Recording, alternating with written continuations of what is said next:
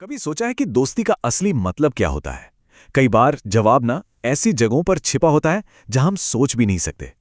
आज हम क्लास 6 की एक एक आम सी लगने वाली किताब से दोस्ती के कुछ बहुत ही गहरे सबक सीखने वाले हैं। तो चलिए अपनी बात शुरू करते हैं इस खूबसूरत तस्वीर से। देखिए, एक बच्ची है जो ध्यान में बैठी है और उसके जहन में दोस्ती की कितनी प्यारी प्यारी यादें चल रही हैं। साथ में हंसना, एक दूसरे का सहारा बनना, खुशियां बांटना। ये सिर्फ एक तस्वीर नहीं है, ये दोस्ती की एक गहरी कहानी का, कह सकते हैं, पहला पन्ना है। तो सवाल यह उठता है कि क्या सच में एक स्कूल का चैप्टर हमें दोस्ती का असली मतलब सिखा सकता है? मुझे तो लगता है बिल्कुल सिखा सकता है। चलिए साथ मिलकर देखते हैं कि इस किताब के पन्नों में क्या राज छिपे हैं। तो हमारी इस खोज का जो पहला पड़ाव है ना, वो हमें एक दोस्त के लिए की गई एक मामूली सी इच्छा और एक सच्ची प्रार्थना के बीच का जो बहुत बारीक लेकिन बहुत ही जरूरी फर्क है, वो समझने में मदद करेगा। और ये सब शुरू होता है 3 बहुत छोटे छोटे वाक्यों से। किताब हमें 3 अलग अलग तरह के ख्याल दिखाती है जो हम अक्सर अपने दोस्तों के बारे में सोचते हैं, और यहीं से दोस्ती को समझने का हमारा ये दिलचस्प सफर शुरू होता है। अब जरा इस स्लाइड पर गौर कीजिए, ये दोस्ती के 3 लेवल्स दिखाती है। पहला ख्याल है, काश मेरे दोस्त इडली लाए। ये तो बस अपनी इच्छा के बारे में है ना, मुझे क्या चाहिए। दूसरा, आशा है कि हम रेस जीतेंगे। ये थोड़ा बेहतर है, हम की बात हो रही है, एक कॉमन सपने की। लेकिन जो तीसरा और सबसे गहरा ख्याल है, वो है, भगवान करे मेरी दोस्त जल्दी ठीक हो जाए। इसमें कोई स्वार्थ नहीं है, ये पूरी तरह से बस दोस्त की भलाई के लिए है, और यही तो सच्ची प्रार्थना है। तो हमने क्या सीखा? यही कि सच्ची दोस्ती का सफर मैं से शुरू होकर हम तक पहुंचता है, और फिर आखिर में सिर्फ उनके भले पर आकर रुक जाता है। ये अपने बारे में सोचना छोड़कर दूसरे की खुशी में ही अपनी खुशी ढूंढने जैसा है। और पता है, सोच का यही बदलाव, मतलब स्वार्थ से निस्वार्थ की तरफ जाना, यही एक गहरे और मजबूत रिश्ते की नींव रखता है। एक पल के लिए रुककर सोचिए, हमारे ख्याल हमारे रिश्तों को कैसे बनाते हैं या बिगाड़ भी सकते हैं।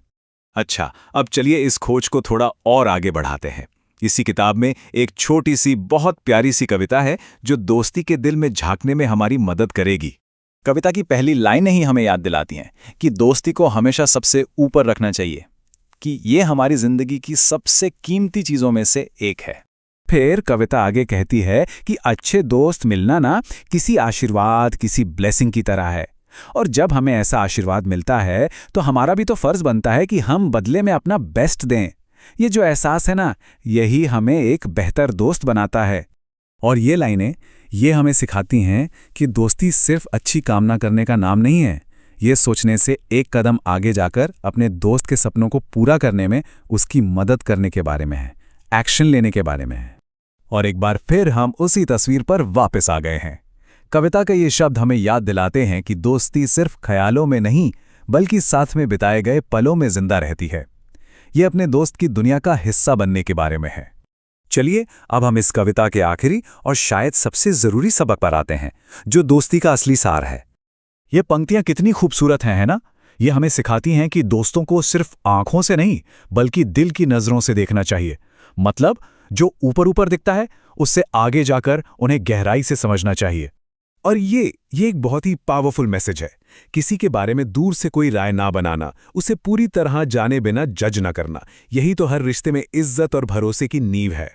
और आखिर में ये लाइन, जो दोस्ती का सबसे बड़ा सच है, बिना किसी शर्त के किसी को अपनाना, अपने दोस्तों को वैसे ही प्यार करना जैसे वे हैं, उनकी हर खूबी और हर कमी के साथ। तो अब जैसे ये किताब अपने छोटे छोटे स्टूडेंट्स से पूछती है, वैसे ही ये सवाल हम सब के लिए है। दोस्ती के इन सभी खूबसूरत पहलुओं में से हमारे लिए सबसे ज्यादा मायने क्या रखता है? इस शांत तस्वीर को देखते हुए इस सवाल पर एक पल के लिए सोचिएगा जरूर, क्योंकि अक्सर जिंदगी के सबसे गहरे सच सबसे सीधी साधी बातों में ही छिपे होते हैं। और आखिर में यही सबक है जो हम अपने साथ ले जा सकते हैं। क्लास 6 की एक किताब से दोस्ती जैसे गहरे रिश्ते पर एक सीधा, सरल लेकिन बहुत ही पावरफुल सबक। ये हमें याद दिलाता है कि एक अच्छा दोस्त होने का मतलब क्या है और एक अच्छा दोस्त पाना कितना कीमती है।